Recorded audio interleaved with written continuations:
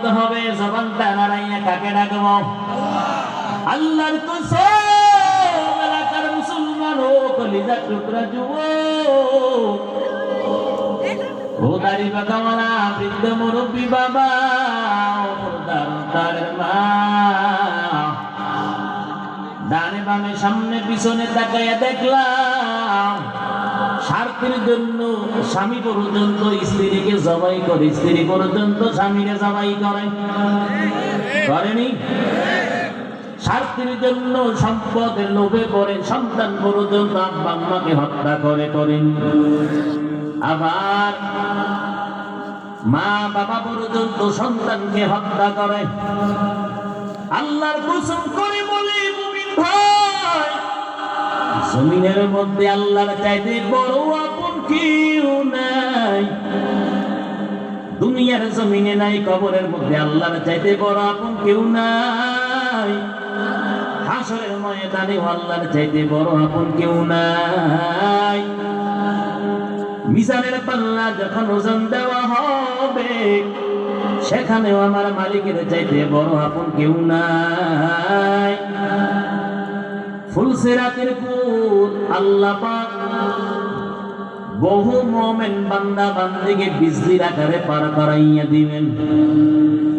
যে ফুলসিরাতের পুত নাফরমান গুনাহগার পাপী, তাদের জন্য আল্লাহ পাক ওই ফুলসিরাতের পুলটাকে 30,000 বছরের দূরত্ব রাস্তা বানাইয়া দিবেন।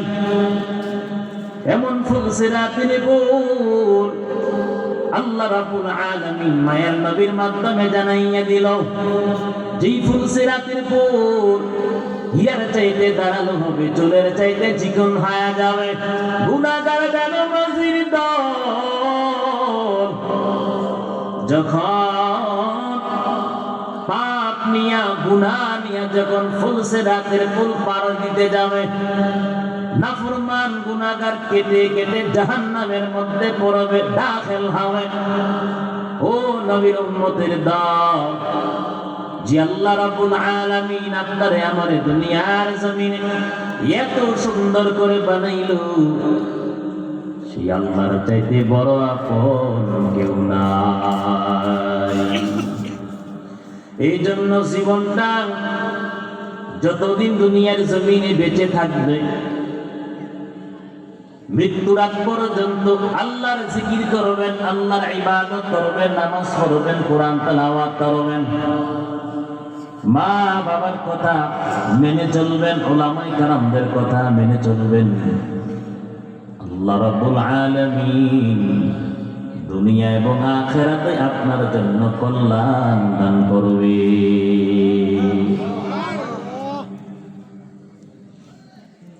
অতএব মায়ান নবী রহমতিন নবী সরওয়ারে দু আলম আল্লাহর নবী বলেন,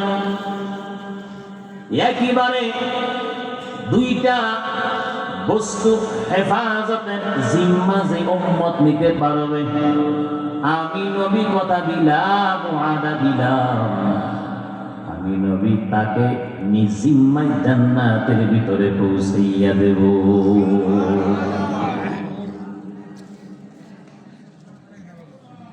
মনে রাখবেন, যে জবান দিয়ে আজকে মানুষ সবচেয়ে বেশি গুনাহ করেনি গুনাহ, মানুষকে ধোঁকা দেয়। বাড়ির পিছনে দাঁড়াইয়া কয় আমি শেরপুর আছি, জামালপুর বাস স্ট্যান্ডের মধ্যে আছি, কেউ বলে আমি ঢাকাতে আছি, কেউ তো আমি চট্টগ্রাম আছি, বলেনি।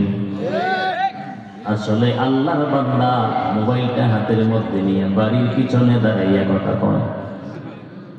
এই জবান দিয়ে বর্তমান সবচাইতে বেশি গুনাহ করা হয়, অথচ আপনার আমার তো খবর নাই। যে আল্লাহ রাব্বুল আলামিন এত দামি একটা জবান দিলেন, যে আল্লাহ পাক মায়া করিয়া সুন্দর ধরার জন্য দুইটা হাত দান করলেন, দুইটা পা দান করলেন। হাসরের ময়দান যেদিন কায়েম হবে, আল্লাহ পাক যেদিন বেনামাজিকে জিজ্ঞাসা করবে, রে বেনামাজি তোর নামাজ কই?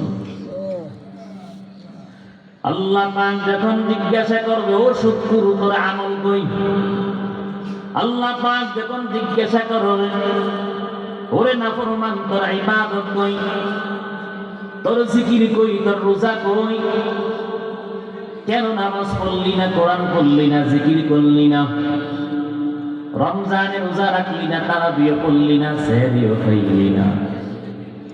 ওই গুনাহগার নাফরমান বলবে আয় আল্লাহ কই আমি তো নামাজ পড়েছি, রোজা রাখলাম, কোরআন তেলাওয়াত করলাম, জিকির করলাম, পর্দা পুশিদায় চললাম। আল্লাহ রাব্বুল আলামিনের সাথে সরাসরি মিথ্যা কথা বলবে। কারণ যে বান্দা বান্দি 50 থেকে 60, 70, 80 অথবা 100 বছর পাইয়া জীবনভর যারা মিথ্যা কথা বলল, এই সমস্ত নাফরমান মিথ্যাবাদী আল্লাহর আদালতে দাঁড়াইয়াও মিথ্যা কথা বলবে।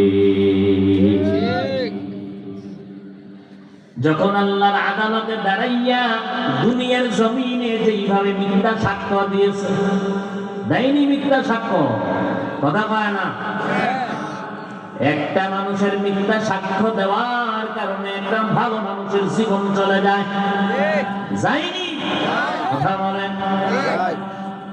13 থেকে 14 বছর মিথ্যা সাক্ষী দেওয়ার কারণে বাংলাদেশের বিশ্বনন্দিত মুফাসসির কুরআন আল্লামা দেলওয়ার হোসেন সাঈদী রহমাতুল্লাহি আলাইহি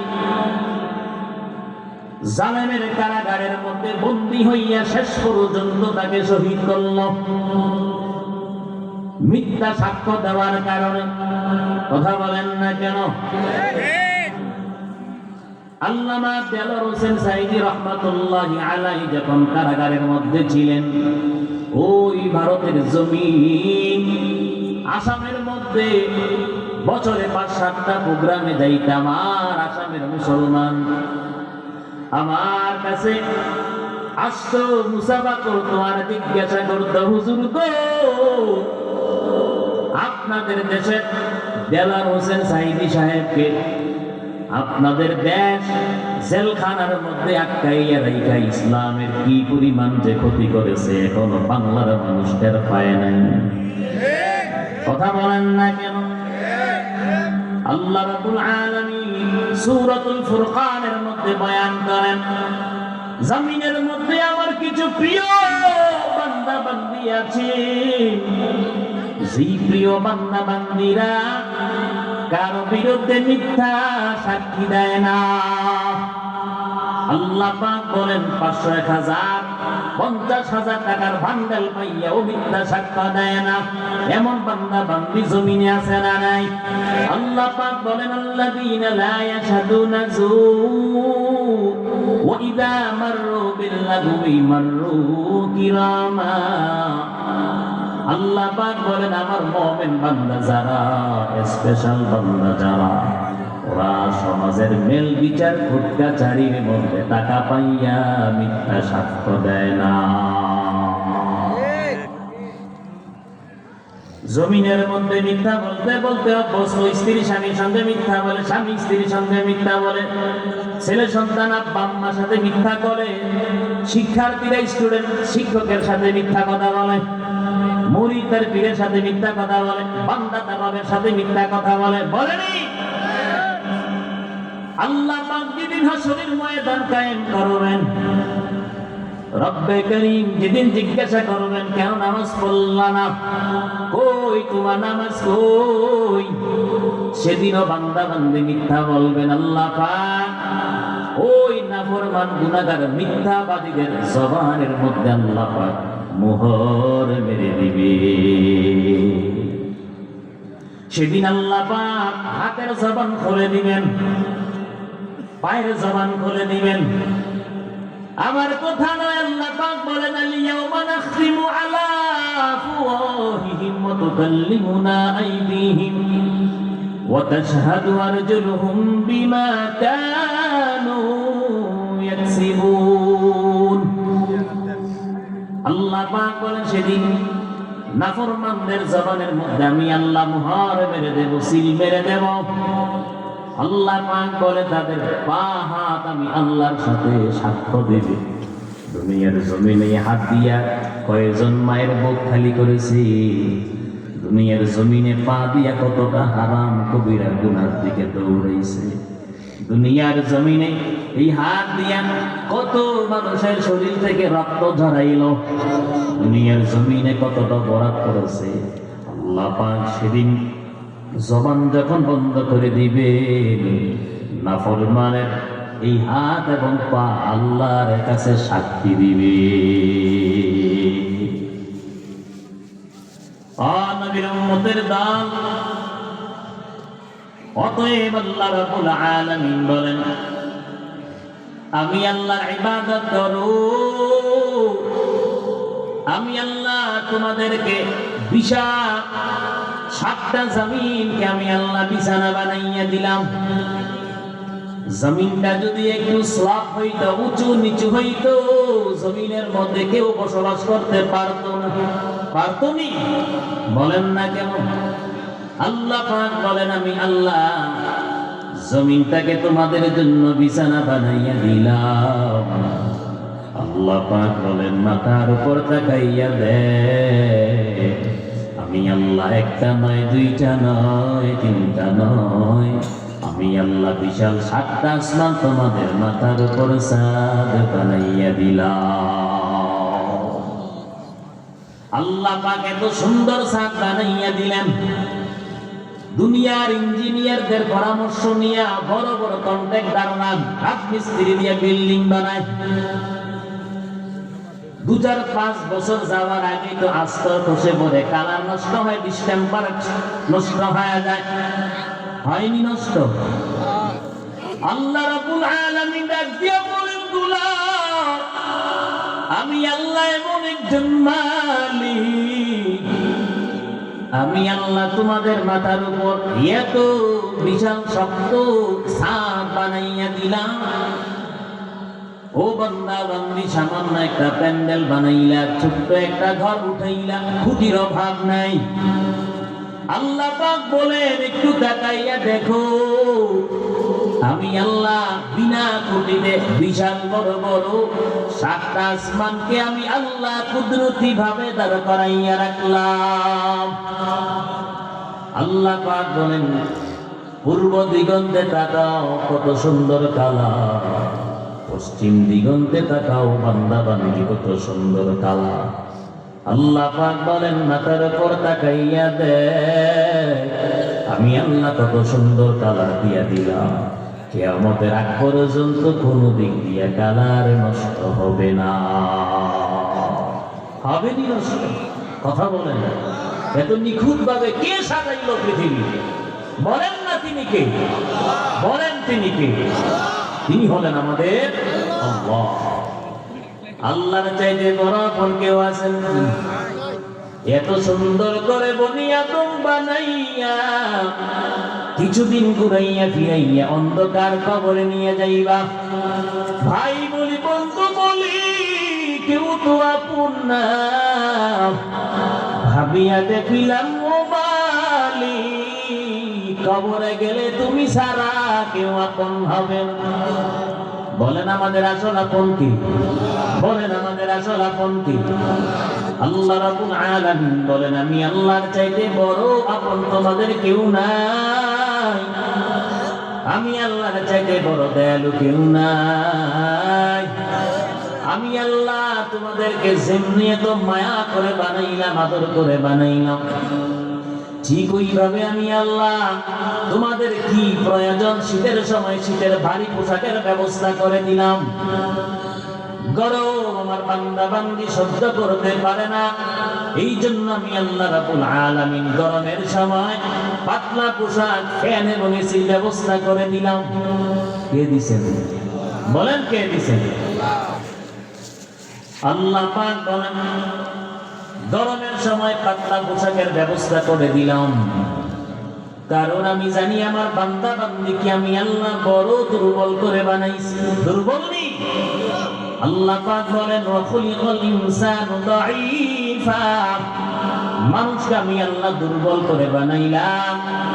ওই বিরিয়ানি যদি এক প্যাকেট বেশি খায় মাথা গরম, প্রেসার বেড়ে যায়। যাইনি প্রেসার, কথা কয় না, পেটের মধ্যে গ্যাস জমা হয়ে যায়। আর আপনার শেরপুরের মানুষ যেই শক্ত খাবার খান, গ্যাস তো এমনি জমবে, কথা কয় না।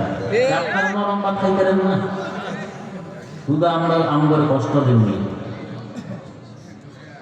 আল্লাহ রাব্বুল আলামিন বলেন, আমি আল্লাহর চাইতে বড় দয়ালু জমিনে কেউ নাই। কবরে নাই, হাসরে নাই, মিজানে নাই, ফুলসিরাতেও নাই। আল্লাহ পাক বলেন, আমি আল্লাহ চাইলে পারতাম কুকুর এবং বিড়ালকে যেই শক্ত খাবার খাওয়াই, মানুষ তোমাদেরকে ওই রকম শক্ত খাবার খাওয়াইতে। আমি আল্লাহ পাক বড় মায়া করিয়া নরম খানার ব্যবস্থা করলাম। কুকুর কেমন শক্ত খাবার খায়, কথা বলেন। যেই খাবারে মানুষ কামড় দিলে দাঁত ভাঙবে নিশ্চিত, ঠিক না বেঠি?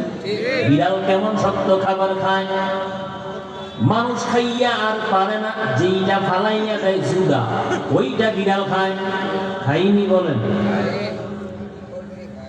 আল্লাহ পাক বলেন, আমি আল্লাহ বড় মায়া করে আদর করে আমি আল্লাহ নরম খানার ব্যবস্থা করলাম। আল্লাহ পাক বলেন, শুধু নরম খানার ব্যবস্থাই আমি আল্লাহ করি নাই। মালিক বলেন, গরু এবং মহিষ, উট, গাধাটা যেই শক্ত বিছানায় ঘুমায়, রাত্রি যাপন করে, আমি আল্লাহ জানি আমার দুর্বল বান্দা বান্দি শক্ত বিছানার মধ্যে ঘুমাইতে পারবে না। আমি আল্লাহ বড় মায়া করিয়া জাসিমের ব্যবস্থা করলাম।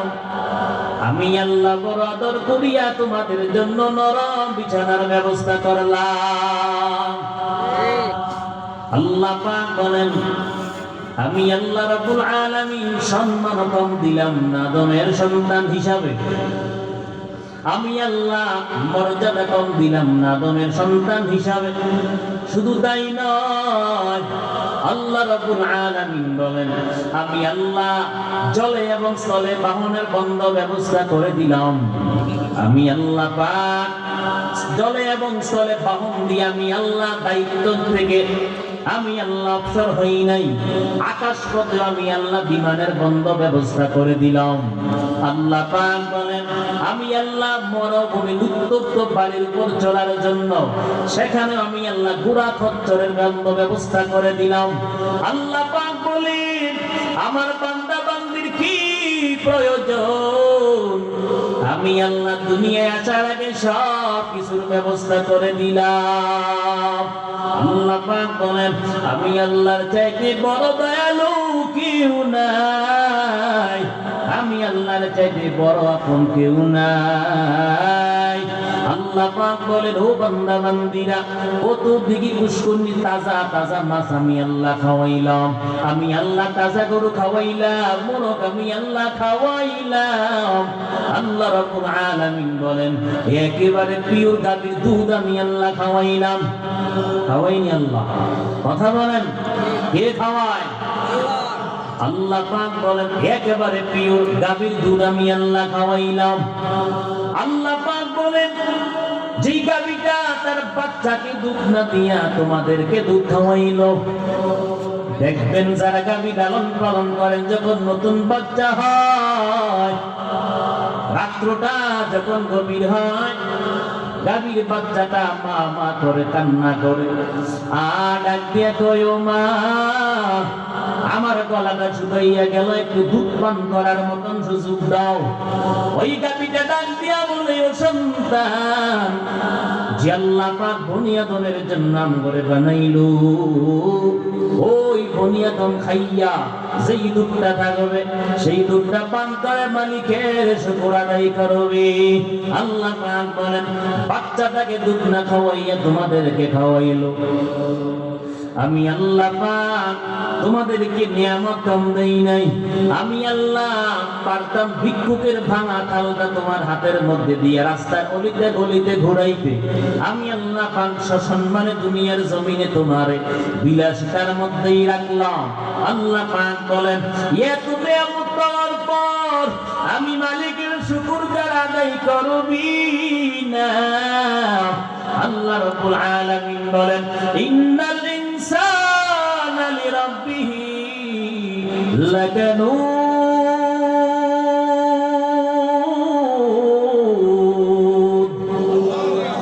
আল্লাহ পাক বলেন এত নিয়ামত খাইয়া এত নিয়ামত পাওয়ার পর এর পর মানুষ তার রবের অকৃতজ্ঞ হয়ে যায়, না ফরমানি করে। আল্লাহ পাক বলেন মানুষ সবচাইতে বড় নিমক হারাম। আমি আল্লাহ তারে এত নিয়ামত দিলাম, এত নিয়ামত খাওয়াইলাম, খাইয়া এবং পাইয়া আমি আল্লাহর ইবাদত যারা করবি না, আল্লাহ রাব্বুল আলামিন বলেন ফাম্মা মান তাগা ওয়া আযারাল হায়াতাদ দুনিয়া। রব্বে করিম বলেন ও দুনিয়ার নাফরমান গুনাহগারের দল, দুনিয়া পাইয়া যারা পরকালকে ভুলে গেলাম, দুনিয়া পাইয়া যারা পরকালকে ভুলে গেলাম, আল্লাহ পাক বলেন যারা সীমা লঙ্ঘন করেছে, আমি আল্লাহ এবং আমার নবীর কথা অমান্য করে যারা সীমা লঙ্ঘন করেছে, দুনিয়া পাইয়া যারা পরকালকে ভুলে গেছো, আল্লাহ পাক বলেন তাদের ঠিকানা হবে ফাইন্নাল জাহিমা হিয়াল মাওয়া, মৃত্যুর পর ঠিকানা হবে জাহান্নাম। রব্বে কারীম বলেন দুনিয়ার ইমানদার দুনিয়ার জমিনে দুনিয়ার লোভ লালসায় পড়ে আমি আল্লাহকে যারা ভুলে গেছো, আমার নবীর হুকুম যারা অমান্য করেছো, আল্লাহ পাক বলেন ফাইন্নাল জাহিমা হিয়াল মাওয়া, আমি আল্লাহ তোমার জন্য জাহিম নামক জাহান্নামটা রেখেছি। ও নবীর উম্মতের দল, আল্লাহ রাব্বুল আলামিন মায়ের নবীকে জানাইয়া দেয় পয়গম্বর আমি আল্লাহ গুনাহগার নাফরমানদের জন্য এত তেজের আগুন আমি আল্লাহ রাখলাম।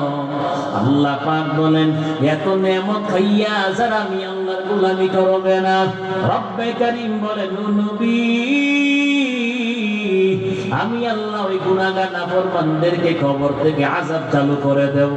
হাসরের ময়দান মিজান ফুলসিরাতের পুল পার হতে পারবে না, কেটে কেটে জাহান্নামের মধ্যে পড়বে।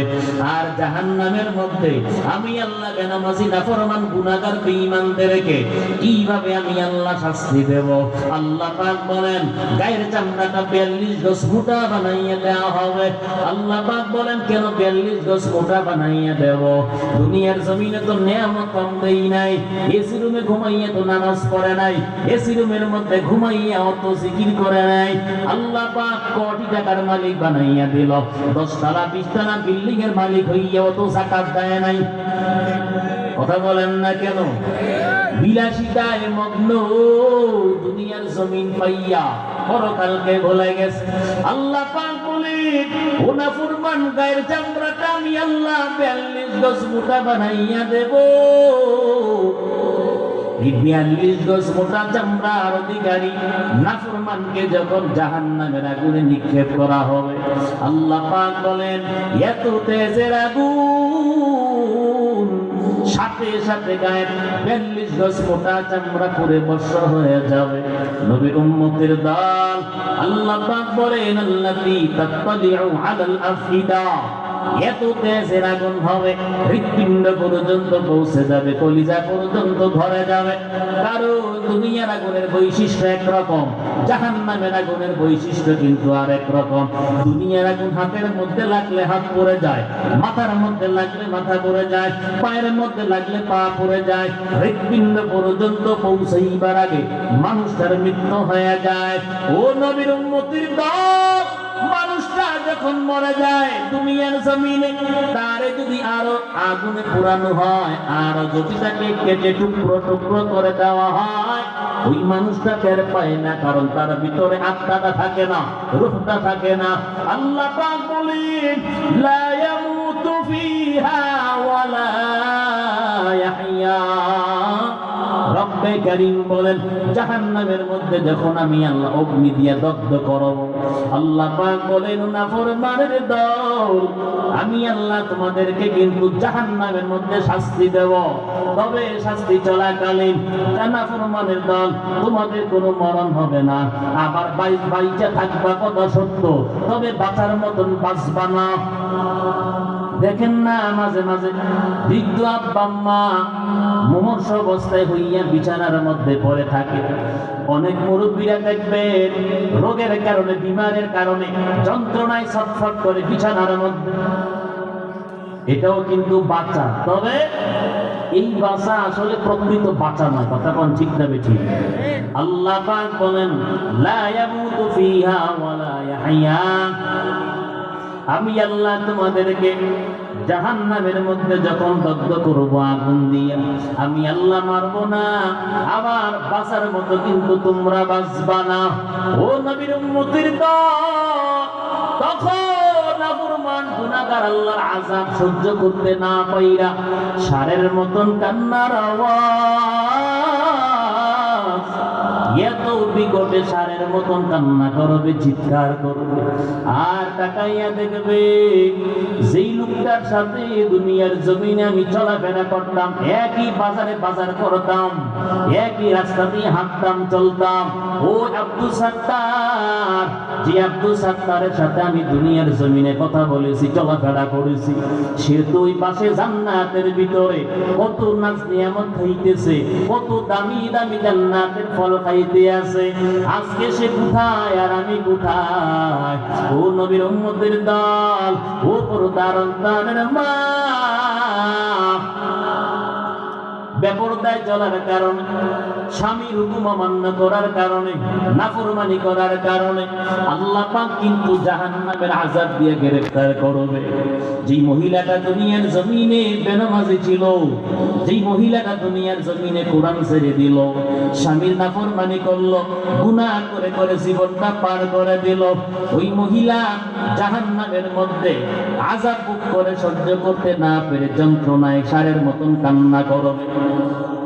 আর তাকাইয়া দেখবে ওই তো পাশে জান্নাতের ভিতরে যেই মহিলার সাথে আমি দুনিয়ার জমিনে দেরি একবার হলেও দেখা করেছি, কথা বলেছি, আজকে সেই মহিলাকে দেখা যায় জান্নাতের ভিতরে কত দামি দামি ফল খাইতে আছে, ভিআইপি চেয়ারের মধ্যে বসে আছে, কত নাজ নিয়ামত উপভোগ করতে আছে। এবার আল্লাহর বান্দি ডাক দিয়া বলবে, ওই নাফরমান ডাক দিয়া বলবে, আব্দুল সাত্তার রহিমা খাতুন, আমরাও তো তোমাদের মতন দুনিয়ার জমিনে একসাথে চলাফেরা করেছি, আজকে আমরা আল্লাহর জাহান্নামের আসামি হইয়া জাহান্নামের আযাব ভোগ করতেছি, আর তোমরা কত ভিআইপি ভাবে সুখে শান্তিতে জান্নাতের ভিতরে বসবাস করো। খোদার যন্ত্রণা সহ্য করতে পারি না, আর যন্ত্রণা সহ্য করতে পারি না। পানি চাইলেও তো এমন গরম পানি দেওয়া হয়, ভিতরের নারী বলি সব পায়খানা রাস্তা দিয়ে বের হয়ে যায়। ফল চাইলেও তো কাঁটাযুক্ত ফল খাওয়ানো হয়, ঠান্ডা পানি চাইলেও তো এমন বড় এত ঠান্ডা পানি দেওয়া হয়, ভিতরে জমাট বেঁধে যায়। তোমরা একটু আমাদেরকে জান্নাত থেকে একটু ফল দাও, জান্নাতের ভিতর থেকে একটু মিষ্ট পানি দাও। এবার জান্নাতে বসবাসকারী রহিমা খাতুন আব্দুল সাত্তার ডাক দিয়া বলবে, যারা দুনিয়ার জমিনে অপরাধ করে পাপাচার করে আল্লাহর জাহান্নামের মধ্যে যারা আযাবে গ্রেফতার হয়েছে, তাদের জন্য আল্লাহ রাব্বুল আলামিন জান্নাতের সব নাজ নিয়ামত হারাম করে দিয়েছে। জাহান্নামীদের জন্য আল্লাহ পাক নাফরমানি করার কারণে, আল্লাহ হুকুম অমান্য করার কারণে জান্নাতের নাজ নিয়ামত হারাম করে দিয়েছে। ও নবীর উম্মতের দল, আল্লাহ রাব্বুল আলামিন ডাক দিয়া বলবেন, ও নারী কই তোমার নামাজ কই, ও নারী তোমার রোজা কই, পর্দা কই, তোমার জিকির কই, কোরআন তেলাওয়াত। এবার সেই মহিলা বলবে, আয় আল্লাহ, স্বামীর ভয়ে আমি সংসারের কাজ করেছি, স্বামীর ভয়ে নামাজ পড়তে পারি নাই, সন্তান লালন পালন করেছি, বড় করেছি, স্বামীর ভয়ে আমি পর্দা পুশিতে থাকতে পারি নাই, বেপরদায় রাস্তায় আমাকে বের হতে হয়েছে। এটা ধরে স্বামীর বিরুদ্ধে অভিযোগ করবে, যেমনি দুনিয়ার জমিনে মহিলারা স্বামীর বিরুদ্ধে অভিযোগ করেনি, ওকে খাইয়া কোনো কাম নেই, শুধু স্বামীর বিরুদ্ধে জীবন করবো, চগুলঘুরি করবো, আসেনি এমন মহিলা? আসেনি? স্বামীর খায় আবার স্বামীর নাফরমানি করে, আছে না নাই? আমার পর্দার অন্তরের মা বোনদেরকে বলছি, মহিলারা দুই কারণে সবচেয়ে বেশি জাহান্নামে যাবে। বলবো কয় কারণ? দুই কারণে সবচেয়ে বেশি মহিলারা জাহান্নামে যাবে। মায়ান নবী, রহমতের নবী, সরওয়ারে দু আলম, আল্লাহ নবী মেরাজের রজনীতে যখন জিবরাইল আলাইহিস সালাতু ওয়াস সালাম নবীকে জান্নাত জাহান্নাম দেখাইলো, আল্লাহ নবী জাহান্নামের মধ্যে তাকাইয়া দেখে শুধু নারী আর নারী, জাহান্নামটা ভরপুর হয়ে গেল। মায়ান নবী ডাক দিয়া বলে, জিবরাইল, এই মহিলারা দুনিয়ার জমিনে এমন কি অপরাধ করেছে যার কারণে এত বেশি জাহান্নামী? জিবরাইল ফেরেশতা বলবেন, পয়গম্বর, এই মহিলা দুনিয়ার জমিনে সবচেয়ে বেশি দুইটা অপরাধ করতো। কয়টা অপরাধ? কথা বলেন, কয়টা অপরাধ? এর মধ্যে এক নাম্বার, এই মহিলারা কথায় কথায় মানুষকে অভিশাপ দিত, লানত দিত।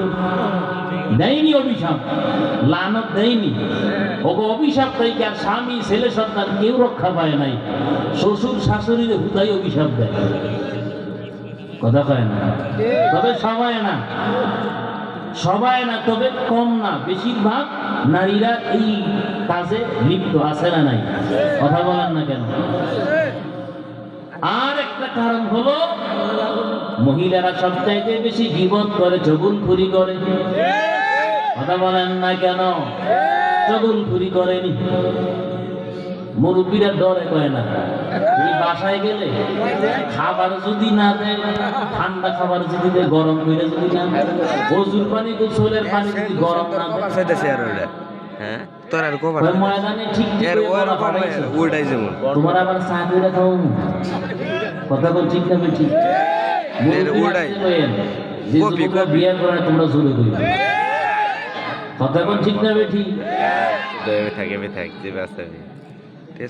মায়ান নবী, রহমতের নবী, সরওয়ারে দু আলম বলেন, চগুলখুরি করার কারণে, গীবত করার কারণে মহিলারা সবচেয়ে বেশি জাহান্নামে যাবে। কোথায় যাবে? সবচেয়ে বেশি জাহান্নামে যাবে। আল্লাহ পাক ডাক দিয়া বলবেন, ও নারী, কই তোমার নামাজ, কই তোমার আমল, কই তোমার পর্দা, কই? মহিলারা সবচেয়ে বেপরদায় রাস্তায় বের হয় স্বামীর হুকুম ছাড়া, বের হয়নি। মনে রাখবেন, যে মহিলাটা স্বামীর কথা মান্য করে ঘরের ভিতরে থাকে, বেপরদায় রাস্তায় বের হয় না, স্বামীর হুকুম ছাড়া বাড়ির বাহিরে কদম বাড়ায় না, মনে রাখবেন এই যুগে বিবি আসিয়ার মতো, এই মহিলা হবে বিবি আসিয়ার মতন। কথা কোন ঠিক না বেঠি? এই নারীগুলো হলো আল্লাহর ওলি এই যুগে। কারণ মহিলারা বেশিরভাগ স্বামীর অনুমতি ছাড়া বেপরদা রাস্তাঘাটে বের হয়, বাজার করে, যায়নি বাজারে, কথা কয় না আপনার